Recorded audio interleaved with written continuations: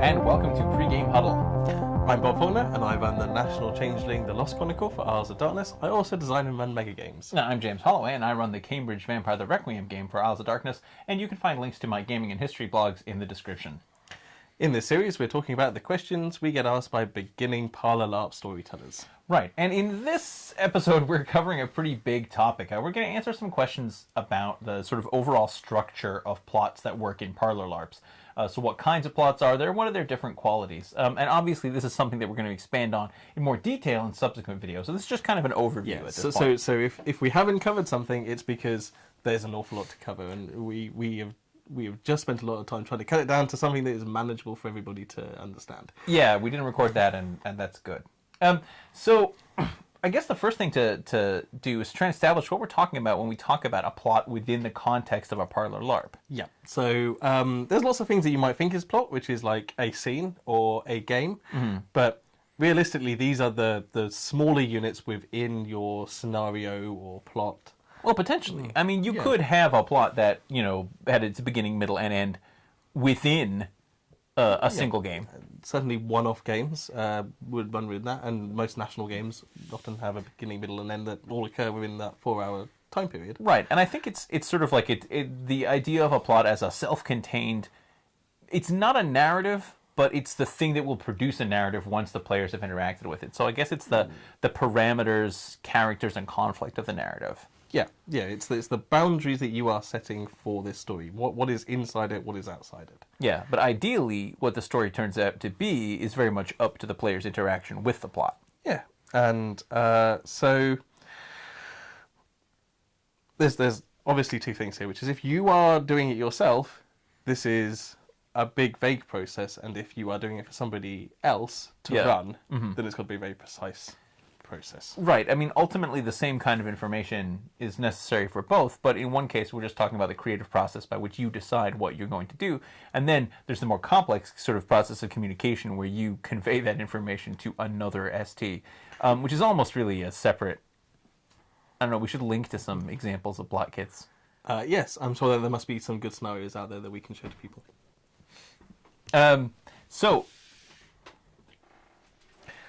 Yes, well... Right, so what are the basic types of plot that you might encounter in a Parlour LARP?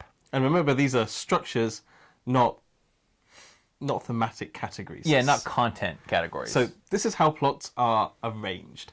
So the one that everybody is mostly comfortable with is the railroad. Everybody understands that. You start at one location, you move to the next location, and then the next location, then the next location, and then eventually the plot ends. Yeah, I mean, these could be metaphorical locations. Again, like you're not necessarily talking about characters moving around in space, but just sort of from one scene to the next. Or NPC to the next, right. Or clue to the next.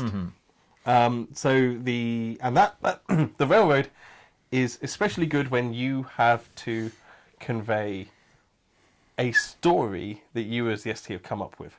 And we're going to talk about the opposite now. So these are on a spectrum from what you as an ST are deciding the players are going to do to what the players are going to decide. And at the other end, we've got the sandbox. Right. And a sandbox plot, I mean, you're familiar with the idea of a sandbox, I'm sure, from other games. But a sandbox plot is basically one that consists of a situation where it's the arrival of the characters into that situation, again, whether a literal arrival, like into a place, or a kind of metaphorical arrival, that sort of begins the action. And the action is very much determined by, you know, what the characters are trying to do. So, you know, the character arrives in a new city and decides, you know, well, I'm going to, you know, become king of this burg, or like, I'm going to earn the respect of these people, or I'm going to, you know, whatever.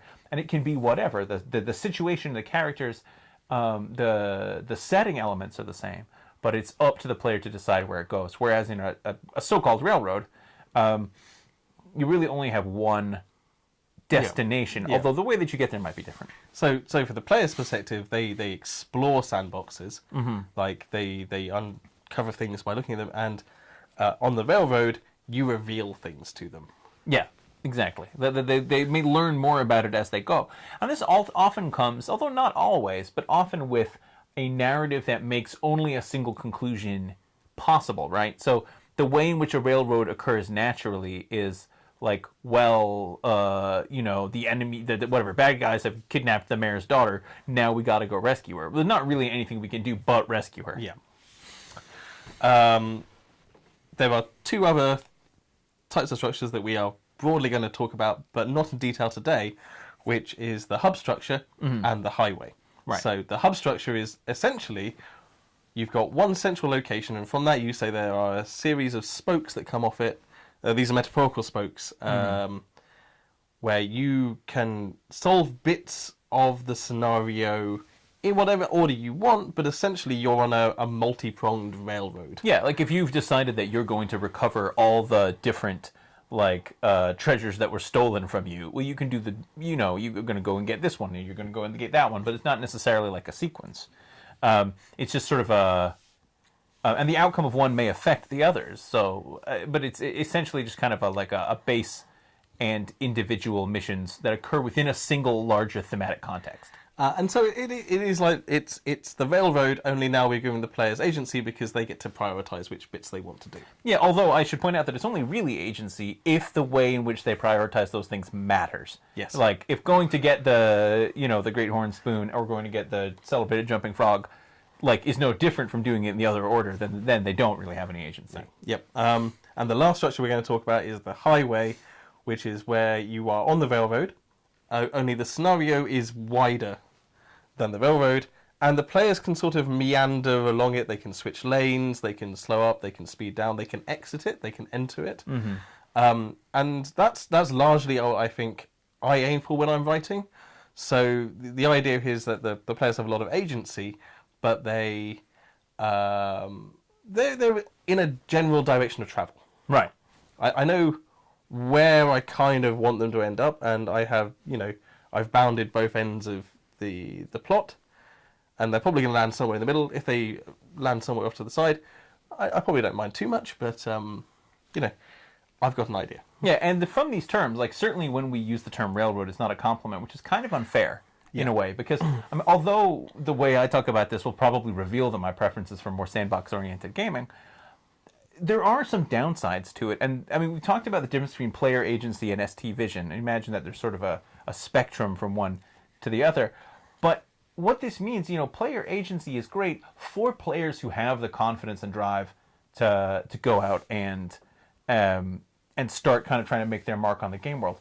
But this is not something that everybody has. I think in particular, it's not a default assumption in some other forms of role-playing game. So if you're playing like a field LARP, an action LARP, then absolutely you have that same thing where you kind of go out and try to, see what you can do in the world around you. But in a tabletop game, it's not at all uncommon for each session to almost begin with you getting your mission.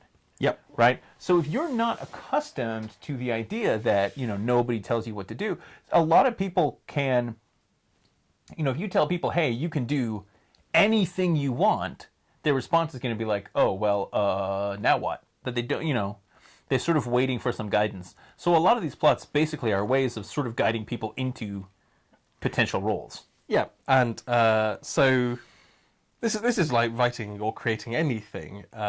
If you have some boundaries within which you can create or make decisions, it is a lot easier to make those decisions. Right. Well, I mean, you can look at the same thing. I mean, not that we're going to talk about this, but you can analogize it to something like character creation, where it's much easier to pick from a list of possible options than it is to just do whatever you like, right? Especially if you've never done it before. Oh, well, yeah, particularly, right? And so one of the things, sometimes you do get someone who just jumps into the game and goes sandboxy with full enthusiasm, but, guidance is often helpful. But what all these types of plots ultimately have in common is that they represent some kind of conflict. Yep. They vary in terms of who creates that conflict, but ultimately we're going to need to establish, the stakes, the setting, the other characters, the parameters of that conflict, basically. And unlike a lot of other, types of fiction in a role-playing game, in particular in a Parlour LARP, we're not creating a story that has just one protagonist. No. It's an ensemble story. Yes, and that's where we could talk now about like the 3-act structure or 4-act structures or the hero's journey or whatever, but those are stories that spotlight generally one character or one set of characters and follows them through the narrative. But you can't do that because you've got 5 or 6 groups or 20 or 30 individuals, and they're all following their own path, and the Right. paths interweave. And Well, that's what I mean about the plot being the thing that the stories will come from, right? Because that each individual character's story of how they grew and were changed by their experiences, that's their story, their narrative. But the plot is a series of like events and characteristics that was shared by all of them.